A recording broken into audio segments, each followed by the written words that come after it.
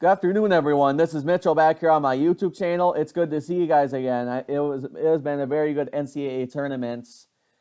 Some of the quiet days, besides a couple double-digit seeds upsetting lower seeds, were Friday, Sunday, so maybe a couple of them then. But Thursday and Saturday, we have had a lot of classics. We had a couple of Michigan upsets. We had a 15 seed beating a 2 seed for the third time ever. We have a lot of good moments to really witness for NCAA March Madness fans. So very grateful to have a normal tournament, like I said in previous videos, to really have that and to actually have more upsets than last year and having it take place in more neutral sites than just in Indiana, in the state of Indiana last year. So yeah, without any further ado, I have my Tournament Challenge Second Chance bracket. I'm going to fill out a couples second chance brackets, but this is the one I think that's the most legit here.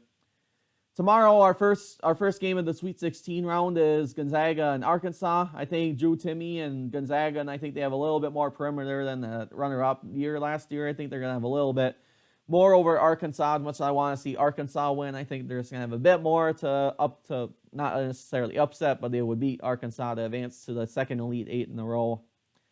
And then Texas Tech and Duke, it would be Coach K's last game that they lost, but I truly think Texas Tech will pull out a slight upset. They're a little bit better under their first-year head coach, and last year Chris Bear had his last year, and now he's at Texas, and he's still transitioning there because Purdue beat them in Milwaukee. But I think they have a little bit more than Duke, and I don't think Duke's gonna go to the Final Four. I don't think they had that potential like they used to when they're only a 2 seed, when they could have been a 1 seed. They've lost a lot of big games, including the Virginia Tech in the ACC championship, and that's why they're down to a 2 seed compared to a 1 seed. So gotta go with Texas Tech there.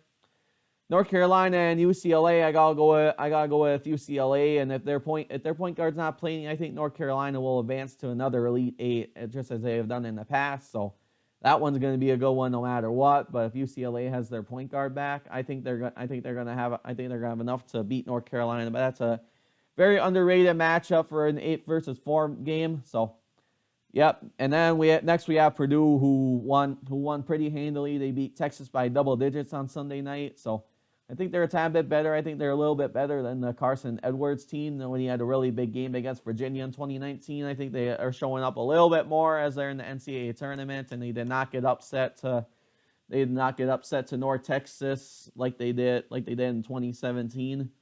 So they actually got by a double digit this year. So if they get by St. Peter's, they will make the Elite Eight for the second time in the last 3 years. So I think they will do that.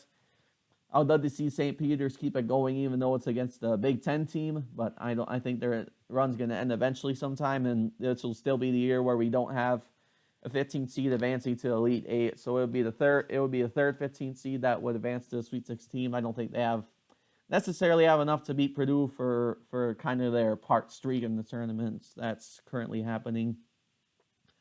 Next, we have Arizona. They have really good point guard play. TCU came back on them. I went to bed at halftime because I was very tired from working and watching a lot of other games that were on for 4 days in a row. But TCU really gave them a game. They had to win in overtime and missed the buzzer layup to win the game Sunday night and with the buzzer shot. But then they still won in overtime. They missed that layup at the buzzer.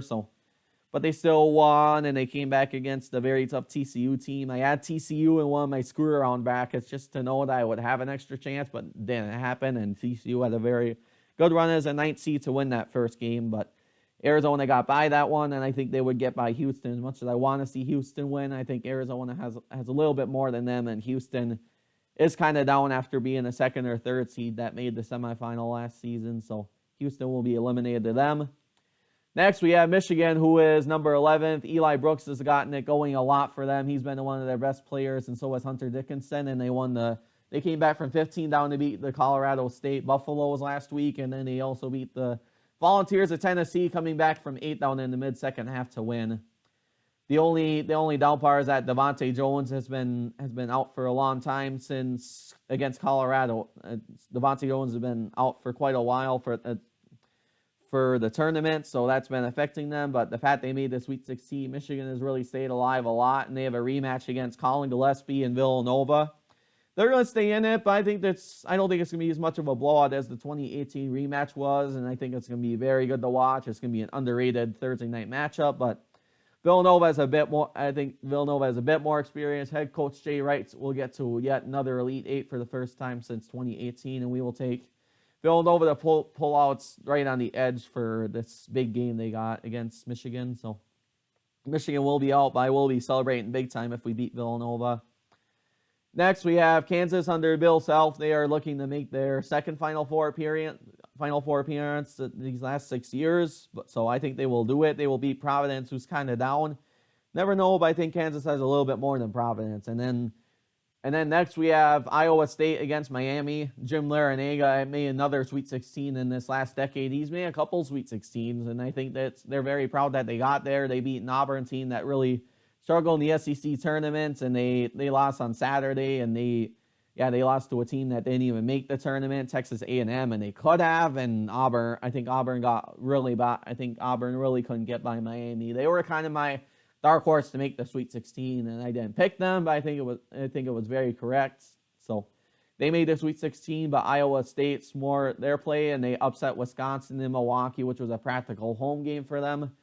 They upset them on Sunday in Milwaukee, and they also have a Minnesota transfer that used to play in the Big Ten, and he had the game of his life against a former opponent they played yearly. So they made the Sweet 16. I think they're going to also make the Elite Eight and pull out a slight upset to Miami. So they're my one double-digit seed out of all of them, and I think that will move on. So we have Arizona and Villanova for the bottom region. I think Arizona has a bit more, and I think it's really motivating them that they went into overtime against TCU and made it. So they will be the regional champion. It'll be their first Final Four trip since about the early 2000s, I believe. So Arizona will break the hump, and they will advance to the Final Four. Kansas, I think, will have a slight more advantage against Iowa State, and it would be a Big 12 versus Big 12 matchup. I think they have a bit more experience than Iowa State. I would love to see Iowa State in the Final Four, but not very likely, so we will see that happen. And then the Zags, I think, will make the Final Four. They have a tad bit better experience than the 2019 Texas Tech team had, even though Jared Culver really got it going after beating Michigan, and they made the national championship game. I think Drew Timme and Gonzaga is just going to continue to get it going, and they will make the Final Four. Then Purdue, I think they're going to break the hump of not making the Final Four for years and years, and they will be a very good UCLA team, even with Johnny Juzang. I think they're a little bit more down than the double-digit team that we've seen last year. So I think Purdue will break the hump, and they will be the one Big Ten representative that at least makes the semifinal. So Gonzaga, I think, will keep it going again. So the defending national champion runner-ups will make the national championship. And then Arizona and Kansas. I think Kansas has had a history of going down in the Sweet 16 in 2013. They went down to Villanova in the 2018 Final Four. Arizona, as I said, is going to have a lot more consistency. I think they're going to have a lot more of it after that TCU game, and they will advance to the national championship. And then I will take Arizona to fully break the hump and beat Gonzaga in a very classic national championship game. And they also have you do the tiebreaker, and I think it will go into overtime. It will be a very good matchup between the two teams, and it will be very much a good one to end a very wonderful tournament. I hope you all enjoyed this video, and don't forget to like, subscribe, and comment if you're interested. And we'll see you maybe before this weekend for some analysis on a very big Sweet 16 night to come tomorrow. Have a great day. Bye.